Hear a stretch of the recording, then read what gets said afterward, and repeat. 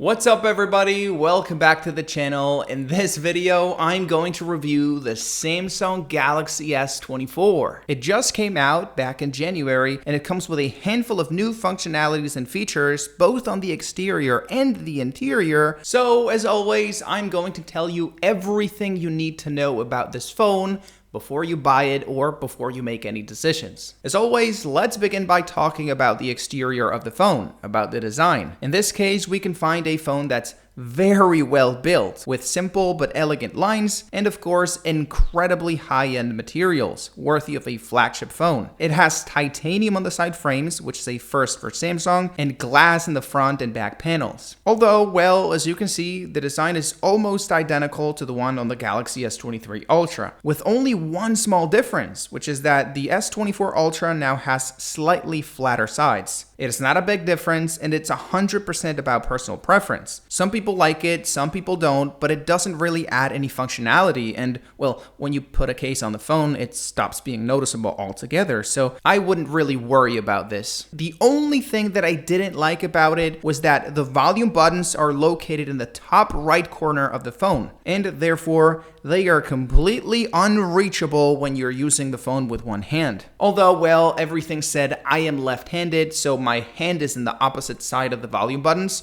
and it's extra difficult to reach. If you're right-handed, it is going to be a little easier, but even then, it is incredibly complicated to reach the volume buttons. They're way too high. Then when it comes to the internal components, it obviously has the best of the best. The Snapdragon 8 Generation 3, optimized for Samsung. Pay close attention, my friends. This is not the normal Snapdragon 8 Gen 3 like on the rest of the high-end phones. This is a special version of the processor customized to take the most out of the S24. So of course, it is as fast as it gets in the Android game. It's even neck to neck with the A17 Pro from Apple. Even though it is a little bit faster on the single core score, realistically, they are very, very close, which is incredibly impressive. When it comes to my personal experience with the phone, I think performance is impeccable. It loads up every app and game that I want in no time, and they all run like butter on a hot pan. I even decided to compare it against the iPhone 15 Pro in a real-life usage test. And even though, as you saw earlier, the iPhone has a little bit better Geekbench score, the S24 Ultra opened up a ton of apps faster than the iPhone. Only for a couple milliseconds, nothing to get excited about, but it did open the apps faster. The only thing it lacks is a decent game catalog, like the one we can find on the new iPhones, because sure, Genshin Impact and Call of Duty are great games, but Android still needs a lot of improvements to compete against a gaming console. If you think about it, it's kind of a shame. This has 100 times more power than a Nintendo Switch, but nobody is buying it for gaming because it doesn't even have 1% of the gaming catalog the Switch has. Samsung could do something about it. Google could do something about it. Please, guys, do something.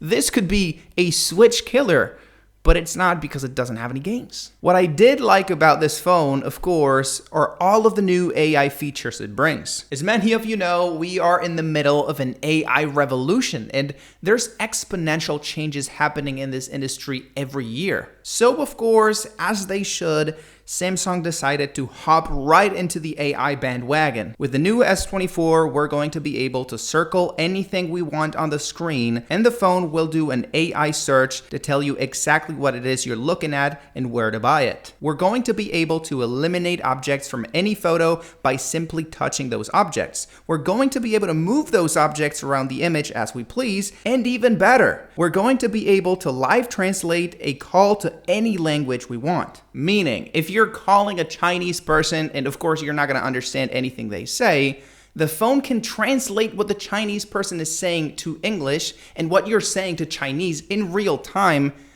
block the audio from the Chinese person, show you the audio in English, and vice versa, so you can have an actual conversation with a Chinese person in real time via phone call. It's absolutely insane. And sure, this is something we could already see in the Pixel 7 and 7 Pro last year, but Samsung is taking it to the next level. If you're a geek like me, you will agree this is an exciting time to be alive. But anyways, let's move on. Let's talk about the battery life, another very strong point on this phone. As you can see, I ran a very intensive drain test on it, and it lasted more than 9 hours of use, which is absolutely insane. It is more than enough for 99% of people. And I would even say that for those of you who only use the phone for basic things, you can easily get up to 2 days of use without touching a charger. But funny enough, it was actually 20 minutes worse than the new iPhone 15 Pro Max. So yeah, technically all the Apple fans watching this video can say that the iPhone beats the Galaxy in battery life. And well, as it has been the case for a long time now, we can do wireless charging, we can do reverse wireless charging, which is actually turned off by default, and obviously we also have fast charging up to 45 watts. Although, well, to do that 45 watt fast charging, you need this.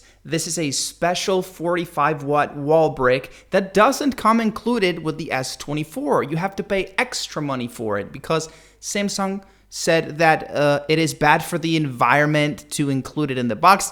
They just wanted to save a little bit of money. But don't worry, because I found a way for you to get it for free. I left a link in the description to Amazon that's going to send you to a discounted S24 so you can, with the money that you're saving by buying it on Amazon, get the wall brick, because it actually is very handy. It charges the phone in about an hour from 0 to 100. So yeah, remember, at the end of the video, if you're interested on the S24, check the link in the description. But hey, let's talk about the display. Another very strong point on this phone, because in this case, it has everything, and everything is everything. 120 Hz LTPO panel that varies the refresh rate for maximum fluidity, a top-tier OLED display with 2600 nits of brightness, and extremely thin frames. The only bad thing I can say about the display on the S24 Ultra is that it's absolutely massive. It has a 6.8-inch display with absolutely no compromises in favor of ergonomics. For a 5'11" person like me, it is very complicated to use with one hand, and I can only assume that anyone shorter is going to have an even tougher time with it. I mean, don't get me wrong, it is not something bad necessarily. A lot of people want a big display, even if it means losing some versatility and ease of use. But it is something you should keep in mind. This is not a compact phone you can use while you're walking and doing something with your other hand. This is a small tablet, a two-handed device. And of course, we also have to talk about the cameras, probably the most important component on any phone in 2024. And well, in the case of the S24 Ultra, this is probably the most impressive component on the phone. Well, components, because there's multiple cameras. I'm recording 4K video at 30 FPS right now, and maybe it's not as good as a professional video camera, but it is damn near close. Like, this is incredible selfie video. For anybody trying to make TikToks or YouTube videos, this is as good as a $1,500 vlogging camera you could buy at a different store. Yes, it doesn't have interchangeable lenses like that other camera would, but the quality is pretty identical. So like, video quality on the S24 Ultra is very impressive. But anyways, more specifically, we get 4 cameras on the back of this phone. We get a main sensor with 200 megapixels, the one you were looking at right now. We get a 3x telephoto camera with 10 megapixels, a 5x telephoto camera with 50 megapixels, and we get an ultra-wide camera with 12 megapixels. As always, let's begin by talking about the main sensor, the main camera. We have a behemoth 200 megapixel sensor with insanely high-end optics. I don't want to dare to say these are the best photos you can take with any phone in 2024,